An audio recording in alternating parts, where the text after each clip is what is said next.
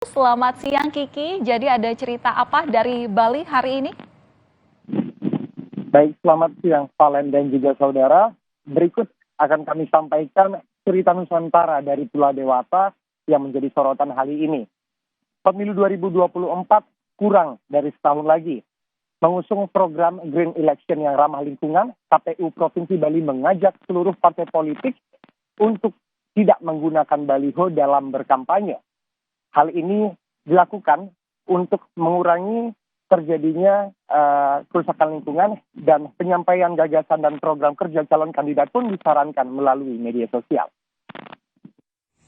Ketua Komisi Pemilihan Umum Provinsi Bali, Idewe Agung Gede Lindartawan, bakal mencoba model pemilu baru di Bali dengan mengusung pemilu bersih atau Green Election bebas baliho untuk mewujudkan pendidikan politik berkualitas bagi masyarakat.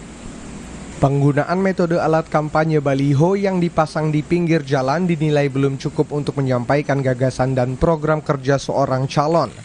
Untuk itu pihaknya akan menawarkan kepada seluruh partai politik untuk lebih memanfaatkan media sosial maupun media massa untuk berkampanye agar para pemilih milenial bisa lebih dalam mengenal sosok calon pemimpin serta partai politiknya.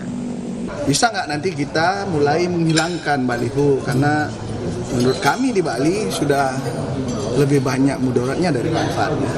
Nah, kita ingin, karena kita sekali lagi kepingin green election lah, gitu ya, nggak usah lagi ada timbunan sampah plastik, dan Bali ini baru memulai aktivitas ekonomi dan lain sebagainya. Kita coba nanti menawarkan ke mereka. Kalau mereka setuju, kenapa enggak? Ya, karena mereka semua sepakat untuk itu. Apalagi target sasaran kita udah hampir di rata-rata 60%, dan 54 itu milenial, dan di atas milenial itu kayak kita baby boomer aja sudah seneng kepingin ngelihat siapa calon dan lain sebagainya.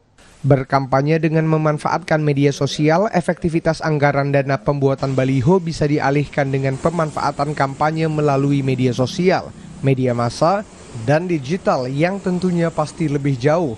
Visi misi calon maupun partai politik akan lebih dipahami di kalangan generasi para pemilih milenial. Komang Suarbawa, Kompas TV, Denpasar, Bali.